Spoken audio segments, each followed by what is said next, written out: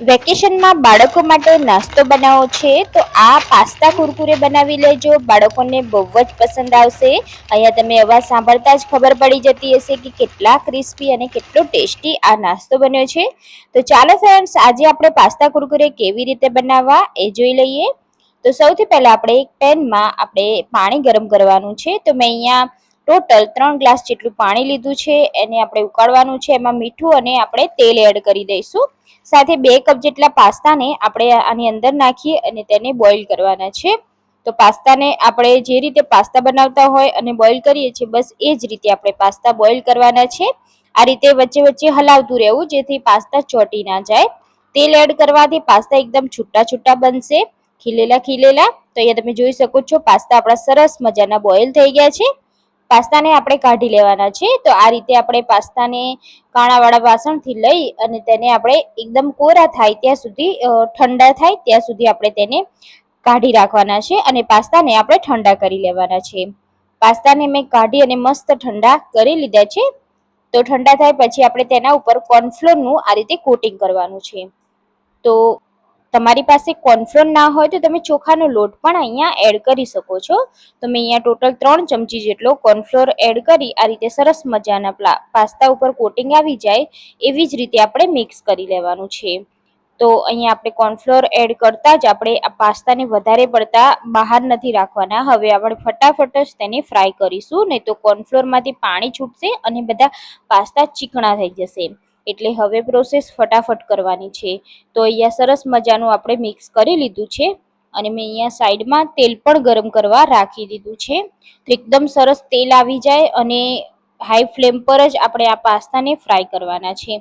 તો આ રીતે છૂટા છૂટા રહે એ રીતે આપણે તેને નાખતા જવાનું છે અને તેને ફ્રાય કરી લેવાના છે। હાઈ ફ્લેમ પર જ આપણે તેને ફ્રાય કરીશું એટલે પાસ્તા આપણા ફટાફટ જ ફ્રાય થઈ જશે અને એકદમ ક્રિસ્પી પાસ્તા તૈયાર થશે। તો આપણે આ રીતે 3 થી 4 મિનિટ જેટલો સમય લાગશે પાસ્તાને ફ્રાય થતા। આ રીતે હલાવતા જવાનું એટલે પાસ્તા એકબીજાને ચીપકે નહીં।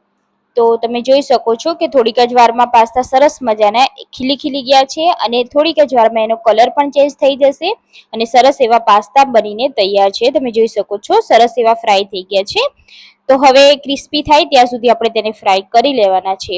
તો આપણે તેને એક પ્લેટમાં લઈ લેવાના છે અને એવી જ રીતે બધા જ પાસ્તાને આપણે સેમ આ જ રીતે ફ્રાય કરવાના છે। હાઈ ફ્લેમ પર જ કરીશું જેથી ક્રિસ્પી થાય। તો મેં બધા જ પાસ્તા એડ કરી અને ફ્રાય કરી લીધા છે। તો બધા જ ફ્રાય કરેલા પાસ્તાને આપણે ઠંડા નથી થવા દેવાના, ફટાફટ જ આપણે તેમાં મસાલા કરવાના છે। તો જો તમારી પાસે રેડીમેડ પેરી પેરી મસાલો હોય તો તમે ડાયરેક્ટ રેડીમેડ પેરી પેરી મસાલો એડ કરી અને પછી આના ઉપર સ્પ્રિંકલ કરી શકો છો। જો તમારી પાસે પેરી પેરી મસાલો ના હોય તો તમે એની અંદર થોડો પાસ્તા મસાલો, થોડો મેગી મસાલો, થોડો ચાટ મસાલો, થોડો આમચૂર મસાલો, મીઠું અને મરચું અને થોડીક એવી ખાંડ એડ કરી દેજો, દળેલી ખાંડ, અને એ મસાલો તમે આના ઉપર સ્પ્રિંકલ કરી શકો છો। મેં અહીંયા ડાયરેક્ટ જ પેરી પેરી મસાલો એડ કરી દીધો છે। તો તમારી પાસે પેરી પેરી ના હોય તો તમે આ રીતે પેરી પેરી મસાલો પણ બનાવી શકો છો। આ રીતે મસાલો એડ કરવાથી પાસ્તાનો ટેસ્ટ બહુ જ સરસ આવશે અને અહીંયા એટલા ક્રિસ્પી આ પાસ્તા બન્યા છે કે બાળકોને બહુ જ ભાવશે। મારા ઘરે તો બધા જ બાળકોને આ પાસ્તા બહુ જ ભાવે છે। તો તમે પણ આ પાસ્તા એકવાર જરૂરથી બનાવી લેજો, બહુ જ ક્રિસ્પી બને છે અને તમે એકવાર બનાવી અને મહિનાઓ સુધી ખવડાવી શકો છો। આ બિલકુલ બગડતા નથી। તો તમે પણ આ પાસ્તા જરૂરથી ટ્રાય કરજો। તમે અહીંયા અવાજ સાંભળી શકો છો કે કેટલા ક્રિસ્પી બન્યા છે। તો તમે પણ આ વેકેશનમાં બાળકો માટે જરૂર ટ્રાય કરો। તમને આ રેસીપી કેવી લાગી મને કમેન્ટ કરી અને જણાવો।